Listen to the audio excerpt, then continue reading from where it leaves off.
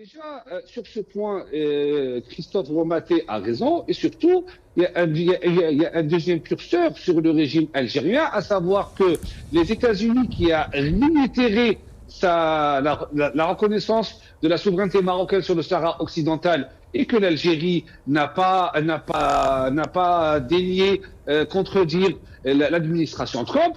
Plus grave encore, l'Algérie a mis toutes les facilitations pour que les entreprises américaines viennent exploiter le gaz de schiste qui est problématique en termes environnementaux sur le nappe phréatique. Il aura déroulé le tapis rouge concernant l'exploitation des minerais rares du sol algérien et cette façon de faire entre le régime algérien avec les États-Unis, qui a en plus fait la proposition de l'amendement qui est passé avec un vote de 14-0 au Conseil de sécurité de l'ONU, l'Algérie n'a pas réagi. Donc on a une position divergente selon les pays. Avec les pays de l'Union européenne, l'Algérie montre des muscles. Avec les États-Unis, l'Algérie courbe les chines et ne fait absolument rien du tout.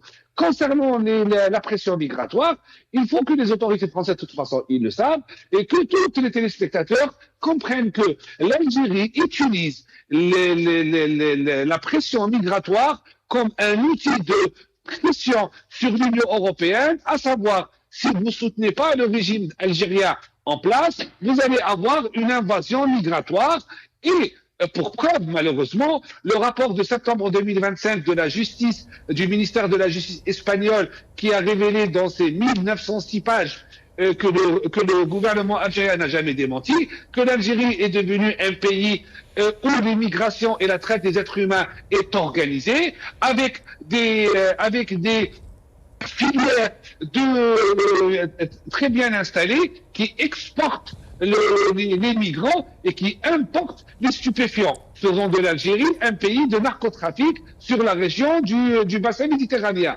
Rappelons que les rapports des services secrets français de août 2025 qui ont été remis au président Macron, à savoir qu'il y a des complaisances au niveau des autorités algériennes pour laisser des centaines et des centaines de barques de fortune prendre la mer en toute impunité. Heureusement que c'est des barques. Si demain il y a une force étrangère qui veut nous envahir, on sera démunis parce que personne ne surveille les côtes algériennes. Ce n'est pas normal.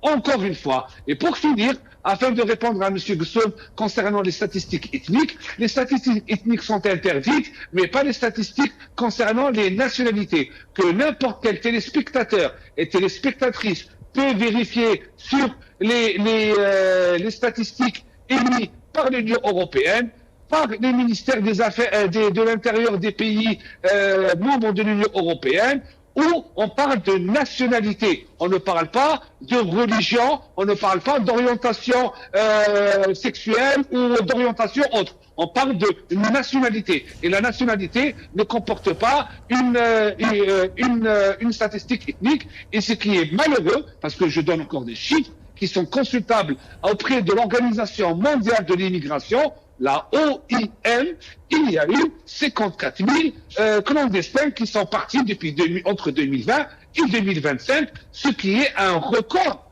depuis l'arrivée de Tebboune et de Chengueriha.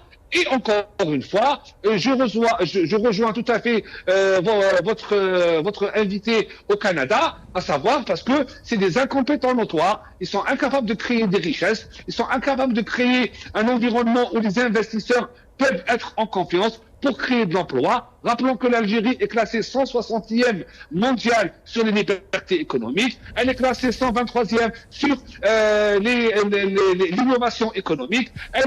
On est dans les bas des classements mondiaux. Et encore plus grave, d'après les dernières déclarations de Abdelmajid Tebboune devant le Parlement, où il a sorti encore des ellipses sur ellipses et des mensonges catastrophiques, où il déclare qu'il y a 309 investisseurs étrangers en Algérie.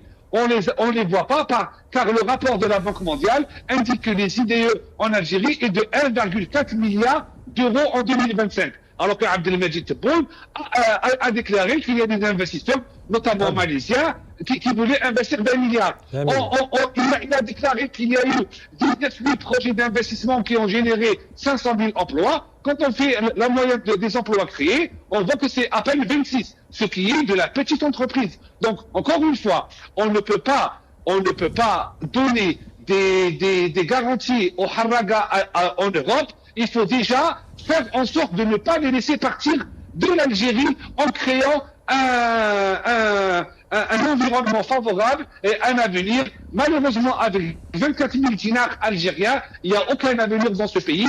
Et encore une fois, le fléau de la migration illégale va continuer encore et encore.